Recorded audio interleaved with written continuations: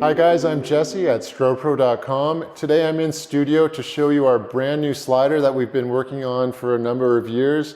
It's finally ready to go. Let's show you what's inside here.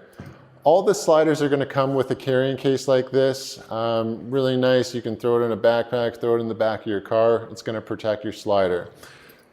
So in the bag itself, really simple. We've just got the slider, two Velcro straps. Pull those open to remove the slider. In here, you'll notice an Allen key, just a couple spare parts in there as well. So that's tucked away in the pocket. But the slider itself, right here. This slider is 1 meter long, or 3.3 feet for our friends in the US. It's a great length to do really long slow motion slides. Right away you're going to notice how light this slider actually is. It's only 3.4 pounds. Like I can easily lift it up with just pinching it there. What makes it so light is the carbon fiber rails on it. Not only are they light, they're super strong, almost 10 times stronger than steel as well. The rest of this slider is full metal construction, right down from the feet to the actual base plate. So super durable. This thing can take some abuse. So on the back of the slider, you're going to notice a few things. Let's take a look closer here. So this is the main carriage plate, and you've got 3/8 holes. You've also got 1/4 inch holes, so you can put a spigot in there. Same on the other end. If you want to make this really stable, you would double mount this. So you put a spigot in here and mount it directly to your light stands. The way that you put a spigot in is really easy. So we've got a 3/8 there and a 1/4 inch there. The 3/8 would just go straight into here. 1/4 inch, you could just go into either of those ones. So super simple to do that, and we'll show you how to set it up on a light stand in a second here. So to set up the slider for tabletop use or on ground use, you're going to need to extend the legs. Again, these are full metal legs with full metal gears as well. You're simply going to loosen the knob. The leg is going to extend out. Same thing on the other side. Extend out and just lock them into place. Once you've done that on both sides, you've got micro leveling feet, so you can just turn those out to fine tune your adjustment and then lock them in there. But these legs are not going anywhere because of the metal gear inside there. So let's set up the other side now. Now we've got the slider set up for tabletop use. You can see we're extended here. These legs are going to be super strong. You can tell if you're level because you're going to be able to see on the bubble level overhead here. So if you look, that level or the bubble will center in the level there, so it's easy to use.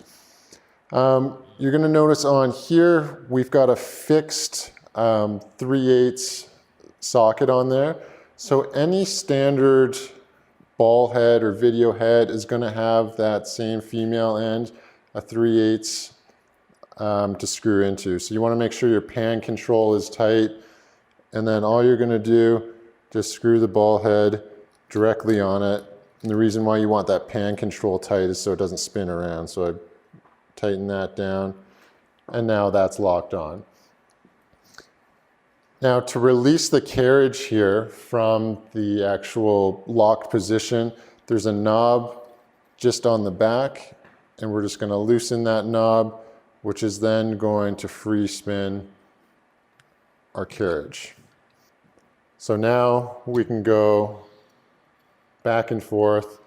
This is very, very smooth. If you wanted to do tension slides, so if you have this up on a stand, you don't want it to slide right down like that, you can tighten the tension so then it'll just come down slower without falling. Nice thing about this as well, the full metal base plate is really wide. So these bearings resist dust and dirt and everything else, so it's going to continue to slide really nice, even if you're using this in harsh environments. Okay, so now we're going to mount the slider to two different light stands. So we just need to prepare it to go back on. You can leave the feet out if you wanted to, but to take them back, just do the same knobs that we did before. You're just going to loosen those off. Legs will fold in, just like that. Now I find it much easier to put the spigots on before rather than try to twist the light stand on. So let me show you how to do that. So we're going to mount this to two 7-foot auto air stands, and I'm going to take the spigots out and install them on the slider now. So just like any Strobepro stand, back off the screw, take your spigot out. We're going to use the 1/4-inch thread. You can use whichever one you want. Actually, we'll center mount it, so we'll use the 3/8. So that's just going to screw right in like that. And then we're going to take out the other one. Same thing. And now we're ready to mount this in 5 seconds to the stands. Okay, so now we're going to take the slider and put it into the stand. Make sure that your spigot is secure. You want to try to level off your light stands as best you can at this stage. And again, you want to bring the widest section up first rather than having the skinny top section of the stand out.